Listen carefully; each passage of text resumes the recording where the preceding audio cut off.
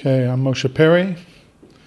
Sinai and I go back also to this institution before I was a member in good standing, or whatever standing I am to this day.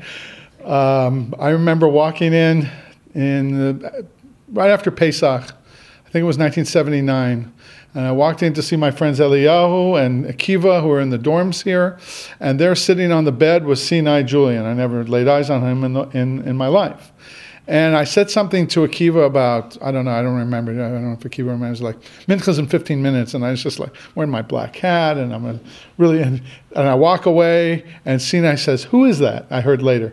Who is that? I said, that's just Moshe Parry. He's very religious. And he says, he needs to chill out. And so he remembered that, though. And then 2 years later, I was in New York, and I was working, and I saw him and his then wife at that time at a market that I went into, G & Sons on New Utrecht in 42nd or 7th or something like that. Anyway, and he recognized me, remembered me right away, and he came over and we became chavrusas and we became friends. And Sinai, really, it's unusual late in life for anybody to become like your brother. He's like the older brother I never had.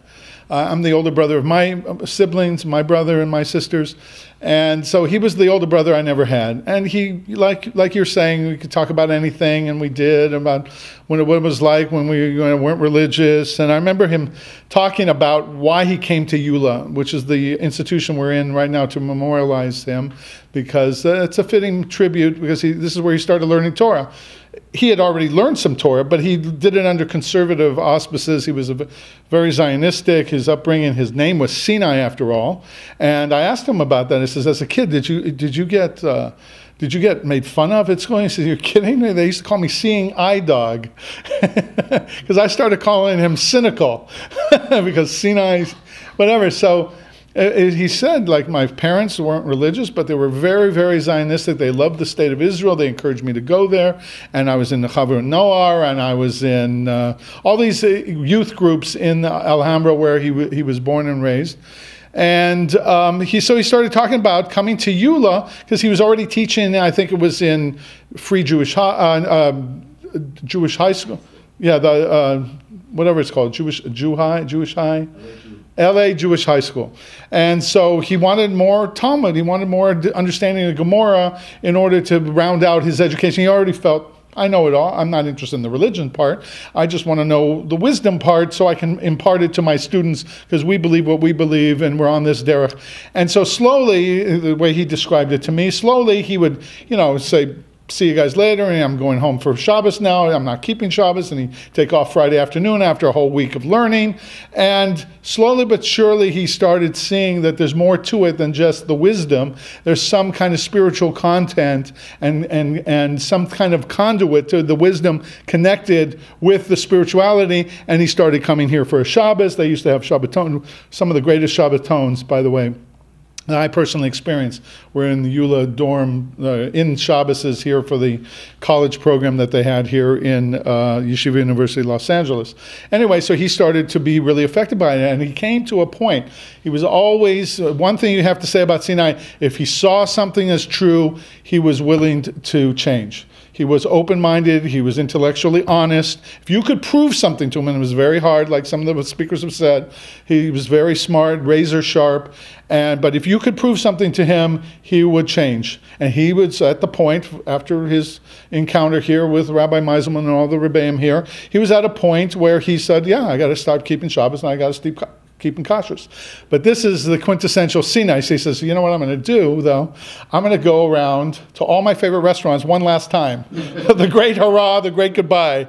And so he went to Andre's, if people know what that is, the French restaurant. He went to El Coyote, the Mexican restaurant, on Monday, on Tuesday. And on Thursday night, he went to the Dodger game with his roommate. And here he is. He's saying to me, I'm sitting in the stands watching the Dodger game. I'd just taken a bite out of this hot dog. I had another hot dog in my hand. And my roommate says to me, look at the yeshiva bacher eating a Dodger dog. And he said, couldn't you wait till I finished to say that? And he threw them both down until his dying day. He never ate another treif thing in his life. That was Sinai. He proved it to him. He immediately made the adjustment. The other thing that I was close to him in New York most of the time, after I moved back here, so he made many trips here for his mother, etc. And so we were close here too. But our main relationship was in New York in the mid 80s, mid to late 80s. And so he got me my job at Pilim. He was working for Pilim at the time. This is an organization that was started by Rav and Cutler from Lakewood, and they would go out to raise money in America in all the yeshivas. The kids would win prizes, and they would go out to raise as much money as possible for immigrants, Sephardic kids mostly, or became Russians and Iranians in the later 80s when we were doing it together. And they would bring them to Israel, and they make programs for them, or they build yeshivas for them, or trade schools, and help their families out. And it was a great, great tzedakah. It is a great tzedakah. And so I saw up close and personal Sinai, like his every motivation in those 2 years that I was around him during that. He was like breathing this. We got to save these kids. They're coming from Russia. They're coming from Iran. He's pushing me. You got to do more. You got to make another trip. Go back out to LA. He was just completely consumed with the dedication that he had and the compassion to wanting to reach out to these kids and save their lives. And he said, you have to look at the job that you're saving these lives. You're not just having fun running around to all the schools and making all the kids excited. You have to tell a real story, and it's a real facts of who these kids are helping, and that's the truth of who you're helping will inspire them to greater heights to raise the money that we need to help these children. The other thing, right after he finished that, is that he started with Yehuda Fine. He started the Jewish Family Services, and Jewish Family Institute. And this was a way, like a direct totzah, a direct outcome of his work with Pilim. Here, instead of raising the money to send to the other workers who were helping the kids, he was on the streets all night long trying to get runaway kids from homes or from whatever off the streets, out of drugs, out of whatever they had fallen into. And he and his friend Yehuda, they built this institution in Brooklyn where they were, I'm telling you, taking their lives in their hand every night to go out and try and save these souls, these Jewish souls. And it was just amazing to watch his growth and his ability to reach out for to feel the pain and go and try and help and remedy the situation and not just take a back seat and let somebody else take care of it. He saw that nobody was doing this, and he says the mitzvah is on me, and he would go and do it. And so the other thing about Sinai in my personal, right, I was searching for my own path at the time. Things that I'd wanted to do didn't work out. That's why I went to New York in the first place. I never wanted to go to New York. I wanted to stay in LA. And so he took me under his wing. I was like, his like he said, his little brother, and he would talk to me and he would counsel me. He had this way of pointing out things to you, and you say you're trying to go on a path that's off the beaten track. It's so much easier to go with the flow, and everybody else is going the beaten track. If you have this vision, you should pursue it, and you should stick to your guns and not give up. And he was totally there encouraging me. Sinai never had a lot of money. There was one tekufa when he had money, but that job didn't last, and that finances dried up. But he would literally give you the shirt off his back. I can't tell you how many weeks I had no place to stay. I stayed in his house in Flatbush with him and Shlomi. That last 2 summers that I was associated with being in New York. He would give you the shirt off his back. He didn't care. Whatever you needed, he would wake up in the middle of the night to go to the airport to pick you up. He was a guy that was there. He wasn't thinking of himself. He was thinking of others. If he was your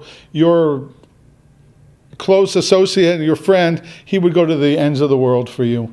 And that's the way I remember Sinai and all the great times we had together. Too many to really. I just have to remain personal observations and personal feelings. But I just like people said, it's the shock of the whole thing. It was just too soon. It was without warning. I didn't even know he was sick, let alone in the hospital and having surgery. and I didn't get to say goodbye. So we decided here in LA we should make a memorial for Sinai, invite as many people as possible that are still here who knew Sinai, as a way of paying fitting tribute to him as well as to his family. And that's why we're trying to tape this, so that Ann and Ellie and the whole family over there can see that we're honoring him. This is where his Judaism started. This is where he discovered the truth of Torah, Judaism.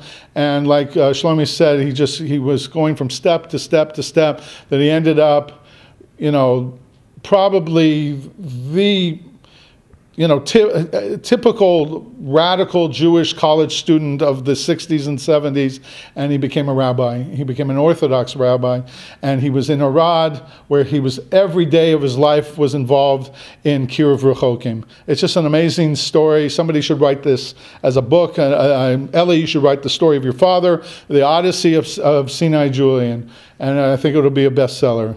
And we all miss him, and we're crying for him, and he should only go higher and higher in Shemayim. And everybody should, during this year before the Yortzeit, take on to learn Mishnayos or Gemara or whatever for his memory. Every time by yourself when you're learning, just have Sinai Meir ben Moshe in mind.